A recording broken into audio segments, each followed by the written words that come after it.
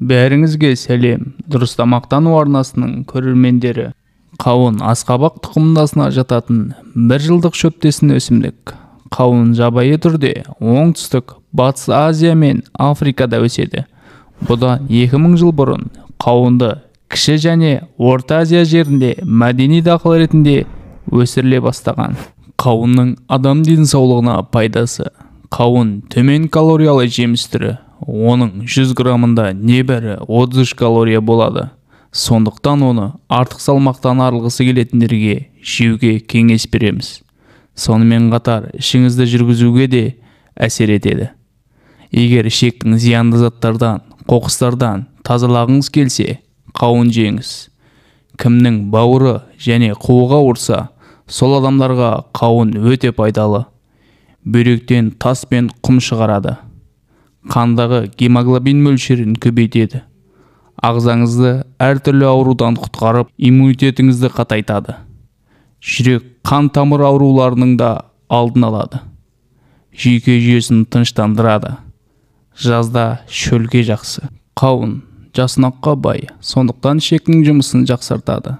Қауынның құрамында фолат, К дәрумені және магний. Олар сүйектің саулығы үшін аса маңызды. Қауынның құрамында калий көп болғандықтан, ол қан қысымын төмендетеді.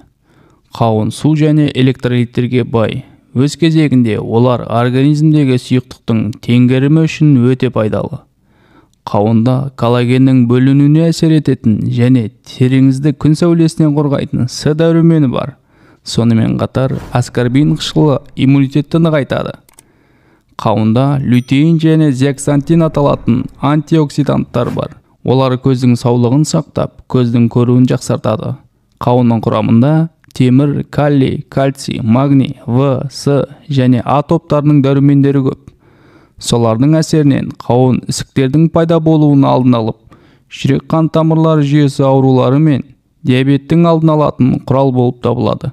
Сонымен қатар қандағы холестерин мөлшерін төмендетіп, атеросклероздың дамуын алдын алып, орталық жүйке жүйесін тыныштандырады. Қауынның денсаулыққа зияны. Бала емізетін әйелдерге қауын жеуге болмайды, себебі сәбидің ас қорытуын бұзуы мүмкін. Сонымен қатар қант диабеті, асқазан және аш ішек жарасынан зардап шеккендерге де қауын зиян. Сондай-ақ ішек бұзылуында да қауынды көп жемеген абзал. Егер бүйрегіңіз бен өт қабының саулығына диагностикалық тұрғыдан көз жеткізбесеңіз, аталған ағзаларыңызда құм немесе тастың бар жоғын білмеуіңіз мүмкін. Мұндай жағдайда қауынды көп жеу кері әсер етіп, отаға жеткізуі мүмкін. Қауынның құрамында жасұнақтың көптігіне байланысты. Ол ауыр өнім болып табылады. Егер қауынды ішімдікпен араластырса, іші өтетіні анық. Сондықтан қауын жеген кезде суық су, әсіресе қышқыл сүт, айран ішуге және де йогурт жеуге болмайды. 100 грамм қауында 34 килокалория бар. Қауынды негізгі астардың арасында, яғни астан 2 сағат бұрын және 2 сағат кейін жеген жөн. Керісінше жағдайда асқазанда ауырлық сезімі пайда болады. Сонымен қатар, бір күнде 300 граммнан артық қауын жемеген жөн.